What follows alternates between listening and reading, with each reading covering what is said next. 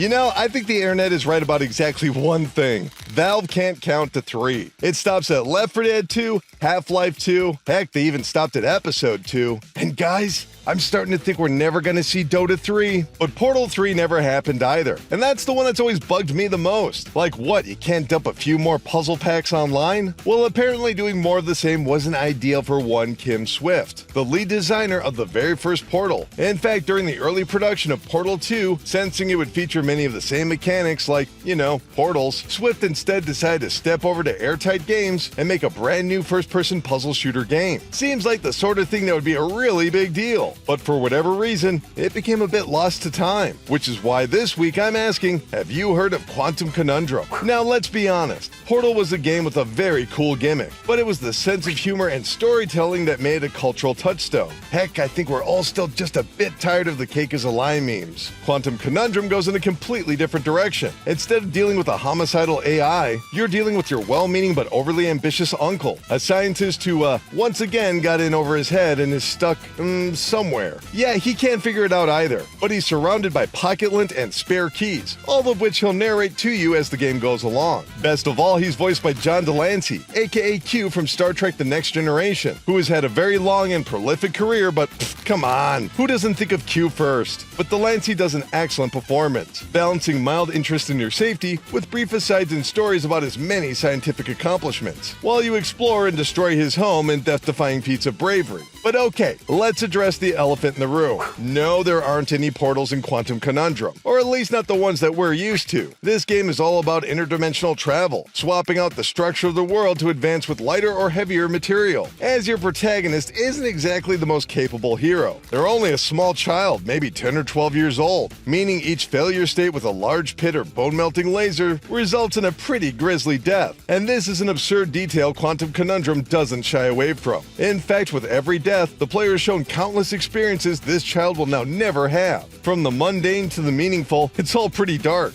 But how exactly does the shift from Portal to Dimensions actually impact the gameplay? Well, it's a lot more world-based than individual-based. For instance, the original Portal introduced momentum of the player and objects in the world, but Quantum Conundrum focuses on setting up a series of cause and effect to advance. It's pretty straightforward, but it's when the ideas are combined that the gameplay enters something entirely unique. For instance, Fluffy Zone turns everything into a plush pillow, making it easy for the little guy to hurl around. And then there's the Heavy Zone, which is essentially the opposite, making even the lightest objects fall with a thud. There's the Gravity Zone, which causes everything to fling up to the ceiling, and a slow motion world so you can keep track of all the chaos. But unlike modern game design, you're not collecting power-ups as you go along. In fact, your ability to teleport is based on the glove device and the batteries that surround the area. Each type of dimension is given their own battery, meaning puzzles can coil in their design, limiting players to one or two choices until collecting a dimensional battery, usually with the help of the interdimensional creature Ike, to find the ultimate solution. But from room to room, you never know what options you're going to have. It can all be a bit difficult to wrap your head around, or at least it was for me. Just as I got settled with one ability, the game would drop it hard, and it's a real risk in game design to do that. But personally speaking, I thought it always paid off, showing off how versatile the game's mechanics really were and never shying away from challenging the player outside their comfort zone. How hard is it? Well, not very. I was able to complete the game in several hours, only occasionally becoming stuck later due to some of the movement controls. There are points where the hit detection seems to cause friction with your character and the world. It doesn't happen very often, but still, it's a bit annoying. The game is very clearly made to make the player feel very confused and eventually very smart. And it works. It's the sort of game where you can't help but imagine the mechanics in day-to-day life. It invites invention. For example, the slow motion mechanic helps you be in two places at once, but it also helps the player climb onto floating objects. But what exactly can hold your weight? Certainly not a fluffy pillow, but a safe could, but you can't lift a heavy safe. Well, just switch over to Fluffy, aim, throw, slow down time, climb onto the flying safes, and hurl yourself towards the next objective. This eventually gives way to the anti-gravity dimension being rapidly hammered on to support objects' forward momentum,